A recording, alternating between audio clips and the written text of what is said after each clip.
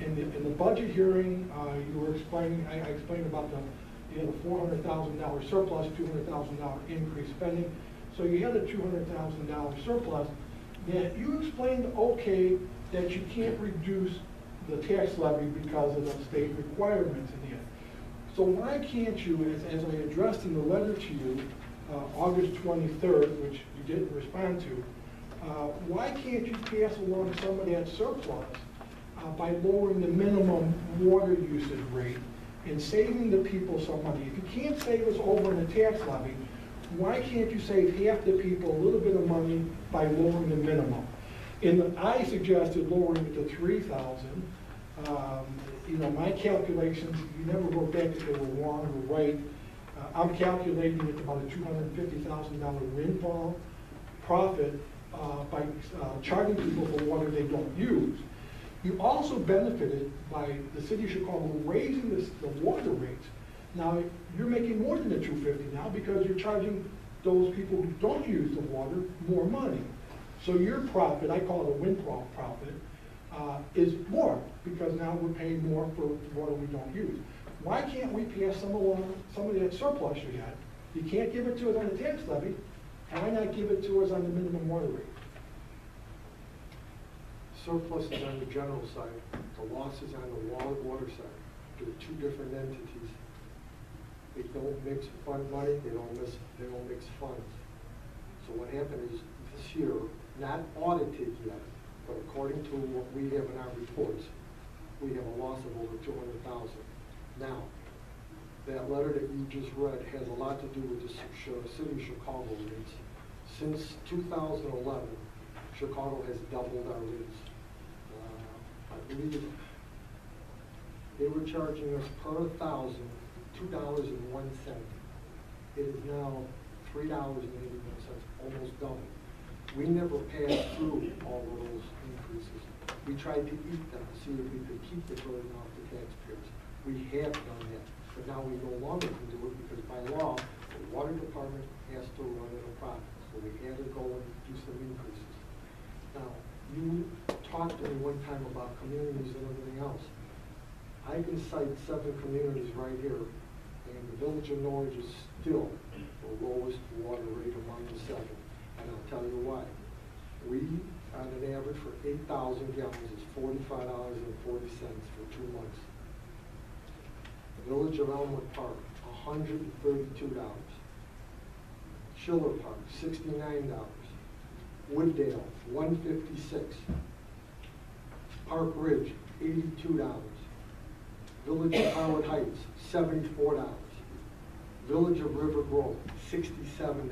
Now, what those other communities do is they hide into their water department garbage pickup, recycling.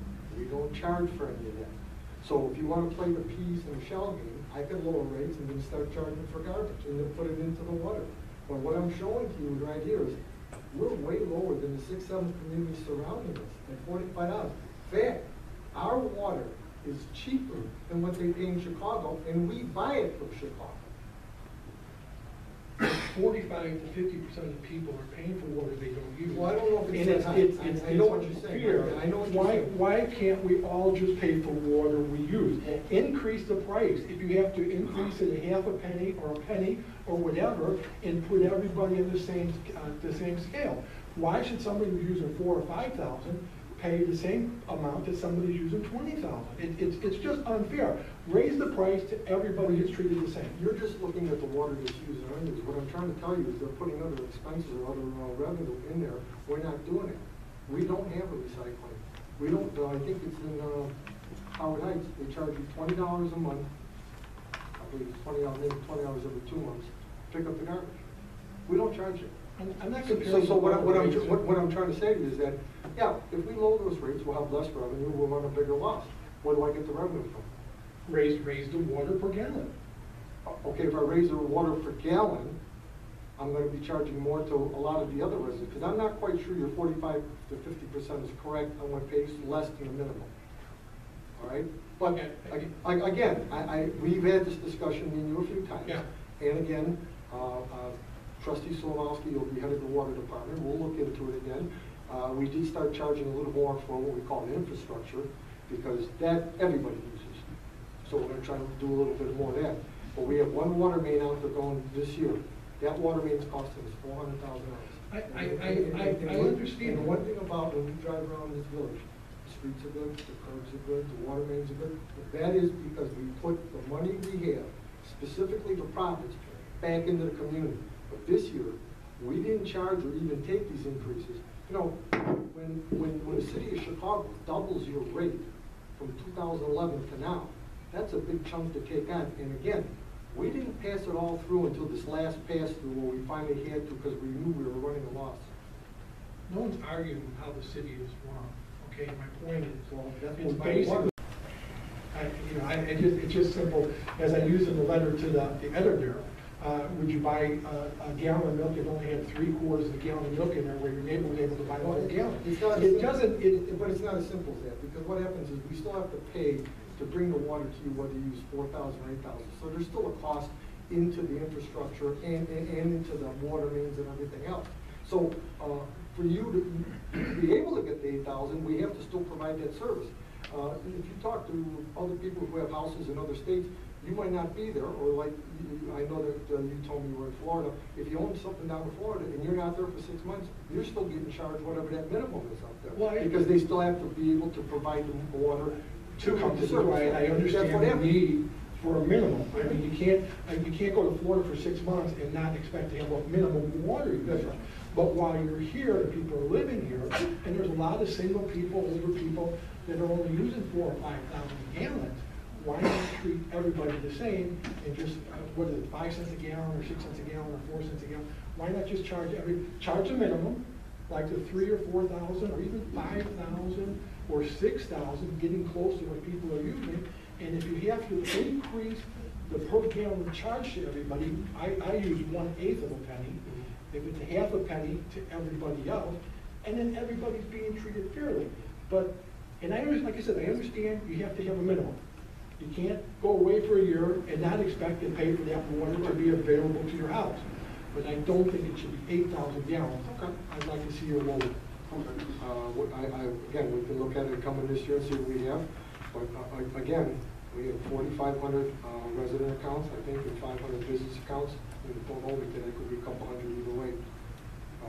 We've received 20 calls on that. Only 20 people called. I don't know what happened with the increase. Today's going to do some more water. Everybody understands the differences. But only 20 people complained. And you know what? After we talked to them and told them what Chicago did, there was only 5 that didn't want to pay anything.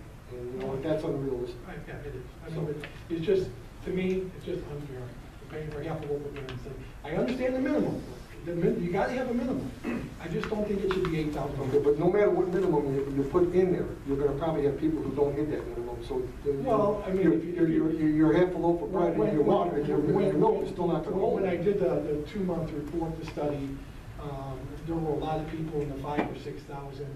There were very few people less than 4,000 gallons. I would agree with you. You know, I mean, if you shaved off 2,000 gallons off the 8, made it a 6, I think there's, it would pass along some savings to people. You can't pass along the tax levy stuff because of the way it's structured in that. But let's try to save some money someplace for some people. And the people using less than 8,000 gallons are the ones that could best use the savings.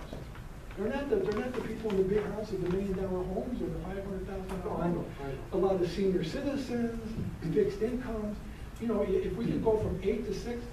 So we save everybody $40 or $50 I can only tell this administration's been like this for the last 2 years, where we've always tried to save the money of residents. We still have the $10 vehicle sticker. We don't charge for the parking passes, the first 2 or 4, whatever it is. There's just a lot of things. All the permits that we used to charge for, most of them are almost all gone. I'm glad to see all those. Yeah, so you know what, we are making some inroads again, but you gotta remember, I still have to run the village, I still have to have revenue. Because without revenue, then your street's not gonna look very nice if I can't fix it. I'm just throwing it out there again. No, I asking for a understand. reduction. I mean, I don't think 8 to 6 would kill anybody, and it would save some people a little bit more. Well, we'll push the pencil a little bit and see what 8 to 6 would do us, or 8 to 7, and then we'll look at the charge that we do for infrastructure. We'll see if we can do a little bit with that too, because that in your mind is a little more fair. Well, the infrastructure, I mean, you know, just going back to, I think the infrastructure fee is the same for everybody. And I'm not sure how fair that is. I mean, someone using 20,000 gallons is paying an infrastructure of $1 or $2. You know, in the city of Chicago, I know that they tie the infrastructure fee to the water usage. I think the infrastructure, the sewer, water and sewer is like 75 or 90% of your water bill. Yeah, they're just water in and out over in Chicago, but if you ever looked at their bills, you'd be very happy if you live in Norridge. Oh, sure, I am, you know, I'm just looking to save a couple nickels and dimes over there. I understand. Thank you. Thank you. Anybody else? Okay. Oh, hi, how are you? Come on up. Sorry, this is my first time coming to you guys, so I made a phone call to the village today, and they told me you were having a meeting, so I just stopped in. So I just moved to Norridge, and I have 2 little children, and with how Norridge is, and the sidewalks are so close to the street, like, I was just wondering if you guys would ever think about putting speed bumps. Like, I live on Redwood, and everyone uses Redwood or Vine as a cut-through.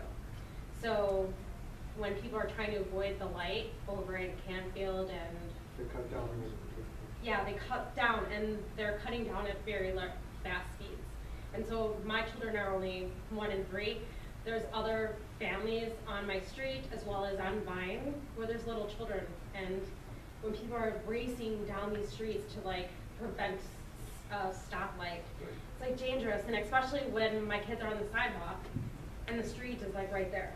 Very close. Yeah. So I had just asked if, you know, speed bumps was something that Well, was what an we could option. do is, Police Chief, do we have the speedometer things, or is that working? Yes, sir. We'll start as soon as we can to move the radar out there. That'll slow people down, because once they see we're doing 35, 32, they'll bring that down. That'll be the first thing. Can you tell me what 100 block? I'm at 48. Okay. It's that whole strip there. There's about 3 blocks there that they come through. I know what you're talking Well, about. it's actually only one street. So it's like Vine, well, when we moved there, we're like, oh, this is perfect. It's not a go-through street. And with, you know, we are thinking that no one's really gonna go through there. And if you watch the cars coming through, nobody's stopping to go to a home over there. They're just using it as a cut, like a shortcut. So Where do they cut back on? They cut back on So Canfield? if they're on Lawrence, they're cutting to go on Canfield. Right. Or if they're on Canfield, they're cutting to go on Lawrence. Okay. And it goes both ways. Someone had suggested make it a one-way, but that wouldn't solve the issue. Once you go one way, you got half the people on the block who don't like it, and half the people who like it, and you got more problems. Let's do a little more police car over there and a little more radar, and let's see what we We said should do. 4800 block of mine for red. Redwood. But it's on, I mean, there's small children on Vine as well. So, and I mean, when I've gone even just, because there is no other streets, like only if we go on a walk, we just go around the 1 block. And people are just like zooming through, and it's just crazy. Like I'm scared, and it's, you know, I understand. so. Well, if we put the police car out there, maybe we get some more revenue. Yes, sir. Can we also just get your name for the record? It's Christina Recchia, Can you spell the last name? Recchia. If you have any more situations in the next week or so and you still see it, call the roll call and ask for me, okay? Okay. And, what we'll do is we'll keep going up and on, but more or less we'll put a police car out there, start patrolling. No, I get the radar trail when I want. That would be the best. Okay, thank you very much. Thank you. Anybody else? Okay, motion to adjourn. I'll make that motion. Motion by trustee Jones, second by trustee Gregorio, vote please. 6-0, motion carries. Everybody's invited to stay for some cake, thank you.